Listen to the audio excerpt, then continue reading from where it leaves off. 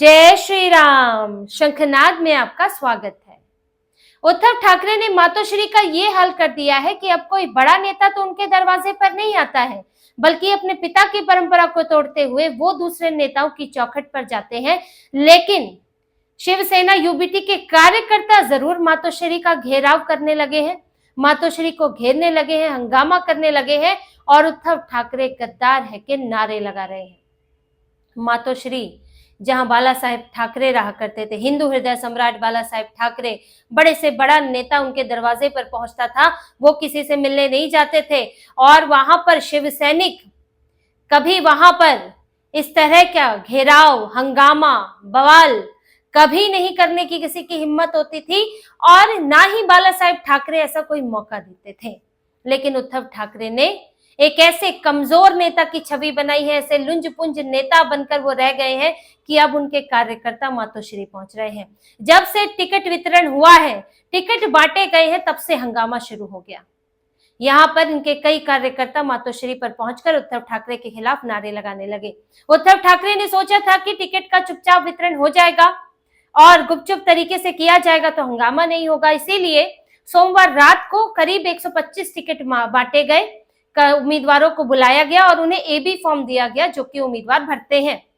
उन्होंने सोचा था कि इससे विवाद कम होगा, असंतोष कम होगा, लेकिन मंगलवार की सुबह होते होते मातोश्री के बाहर जमावड़ा लग गया और कार्यकर्ता, खास तौर से महिला कार्यकर्ता विरोध करने लगी और उद्धव ठाकरे गद्दार है के बात नारे लगाने लगी।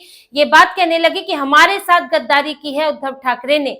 विरोध हो रहा था वार्ड नंबर 202 पर श्रद्धा जाधव को टिकट देने का।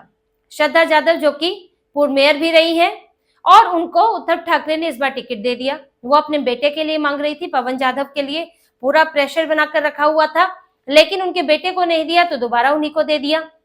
अब इससे कई महिला कार्यकर्ता नाराज है। एक शाखा प्रमुख महिला कार्यकर्ता वहां पहुंची थी, शाखा प्रमुख है वो, और उनका कहना है कि हम तो पूरी तरह ठगे हुए महसूस कर रहे हैं।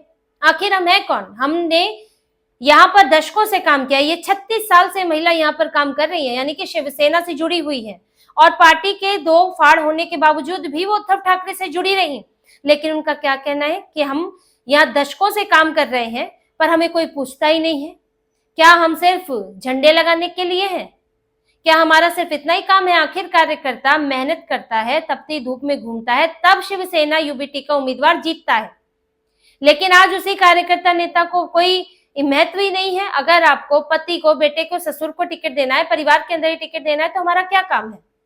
इसी तरह एक महिला ने ये बोला, उन्होंने बताया कि श्रद्धा जाधव ऐसी नेता है, जैसा कि उनका कहना है कि वो कार्यकर्ताओं के बीच नहीं आती, उनसे मिलती नहीं है। और यहाँ तक कि एक महिला ने बताया कि श्रद्धा जाधव ने महिलाओं के बीच साड़ियां बांटने के लिए उनसे साड़ियां मंगाई थी 3 लाख की और उन्होंने अभी तक पैसे वापस नहीं किए। हालांकि इसकी पुष्टि तो हम नहीं कर सकते, पर उन्होंने ये आरोप लगाया श्रद्धा जाधव पर। तो उनका कहना है कि जब जिसने हमारे साथ इतना बुरा किया, उद्धव ठाकरे ने उन्हें टिकट क्यों दे दिया और ये टिकट देकर उन्होंने हमारे साथ गद्दारी की। हमारी जो निष्ठा थी, जो हमने पार्टी के लिए मेहनत की, इतने समय से काम की, उसके साथ गद्दारी हुई है और उद्धव ठाकरे को ये नहीं करना चाहिए था। यानी कि आप देखिए कितना जबरदस्त गुस्सा है कि मातोश्री के बाहर हंगामा हुआ है, मातोश्री को घेरा गया है और उद्धव ठाकरे मुंह छुपा के अंदर बैठे रहे। आपने उन महिला कार्यकर्ताओं से उनसे बात क्यों नहीं की, उन्हें समझाया क्यों नहीं, या फिर उससे पहले आपने क्यों नहीं देखा कि श्रद्धा जाधव की क्या स्थिति है? ये तक बताया जा रहा है कि उनका रिपोर्ट कार्ड कुछ खास नहीं है और उनके ये सब कार्यकर्ता ही उनके खिलाफ है। तो ऐसे में उनके लिए क्या ऐसी स्थितियां थी कि आपने उन्हें टिकट दिया? तो उद्धव ठाकरे को कई तरह के विरोध का सामना करना पड़ रहा है जब से टिकट बटा है। जैसे कि वार्ड नंबर वर्ली में 3 जगह विरोध है और आदित्य ठाकरे की हालत खराब है, संभालते संभालते नहीं संभल रहा है उनसे, क्योंकि वर्ली में तो वो जैसे तैसे खुद जीते थे, लेकिन अभी मनसे को वार्ड नंबर 197 में मनसे को दे दिया गया। अब इससे इनके स्थानीय नेता नाराज है कि भाई इतने सालों से हम काम करें और आज हम किसके लिए प्रचार करेंगे? मनसे के लिए, और मनसे के उम्मीदवार को जिताएंगे तो हमें कौन पूछेगा। इसी तरह से वार्ड नंबर 196 में आशीष चेम्बुलकर की पत्नी को टिकट दे दिया गया। परिवारवाद का आरोप लग रहा है। यहाँ की महिला शाखा प्रमुख और युवा सेना पदाधिकारी ये नाराज चल रहे हैं तो इनसे जुड़े हुए और कार्यकर्ता नाराज है। तो ये पूरी स्थिति बनी हुई है। कई जगह से इसी तरह की खबरें आ रही हैं कि उद्धव ठाकरे के खिलाफ नए मोर्चे खुल चुके हैं। छत्रपति संभाजी नगर में भी यही हुआ है। राशिद मामू को टिकट देने से वहां के नेता साफ तौर पर कह चुके हैं कि हम इनका साथ नहीं देने वाले हैं, क्योंकि वो नेता है जो जिंदगी भर शिवसेना का विरोध करते रहे और यहाँ पर शिवसेना के खिलाफ, हिंदुओं के खिलाफ दंगा भड़काते रहे, तो इसलिए हम इनका साथ नहीं देने वाले हैं। ऐसे में उद्धव ठाकरे की मुश्किलें बढ़ती जा रही हैं। उन्होंने सोचा तो था कि हम ना तो सीटों की संख्या बताएंगे कि हमारी, मेरे पास कितनी है या राज ठाकरे के पास कितनी है या शरद पवार को कुछ जा रही है, ताकि किसी को ये अंदाजा ना लगे कि कहां पर किसको टिकट दिया जा रहा है। फिर उन्होंने योजना बनाई कि चुपचाप मातोश्री बुलाकर टिकट दे दूंगा, फॉर्म दे दूंगा, तो सब कंफ्यूज रहेंगे। यहाँ देखिए कितनी चालाकी है और कितनी, इसको हम कहेंगे कि आपने अपने कार्यकर्ताओं, नेताओं से ही धोखा किया। इसे धोखा करना ही कहते हैं। आपने उनको अंधेरे में रखा। कोई ऐसा नहीं करता है। टिकट बांटा जाता है तो सार्वजनिक तौर पर यह होता है, ना कि गुपचुप तरीके से आप कोई गलत काम कर रहे हैं। आप क्या किसी को ड्रग्स की पुड़िया दे रहे हैं या कोई हथियार दे रहे हैं जो आप चुपचाप बुला कर देंगे? ये तो आप टिकट दे रहे हैं, कल को वो फॉर्म भरेंगे तो आएंगे ही सार्वजनिक तौर पर सामने। किसी को कोई आपने उधार तो नहीं देना है कि चुपचाप दे दिया ताकि किसी को पता न लगे, सम्मान बना रहे। ये तो सामने आएगा सबके। तो आखिर आप ऐसा क्या कर रहे हैं? आपको ऐसा करने की जरूरत क्या पड़ी? और आपने ऐसा करके अपने क्या कार्यकर्ताओं के साथ, उनके साथ एक धोखा नहीं किया है कि आपको सार्वजनिक तौर पर बताना चाहिए था फलाना वार्ड है, उससे हम इन उम्मीदवार को टिकट दे रहे हैं। नाराजगी थी जिनकी, वो नाराजगी तब भी रहती और अब भी रहती, और आपको उन्हें मनाना चाहिए था। अगर नहीं मानते तो एक अलग स्थितियां होती कि आप पार्टी है, आप पार्टी के प्रमुख हैं, आपने फैसला किया है। लेकिन छुपाने की जरूरत क्यों थी? इतना डर किससे है? बीजेपी, शिवसेना, शिंदे से आपको डर है कि आपके नेता छोड़कर ना चले जाएं?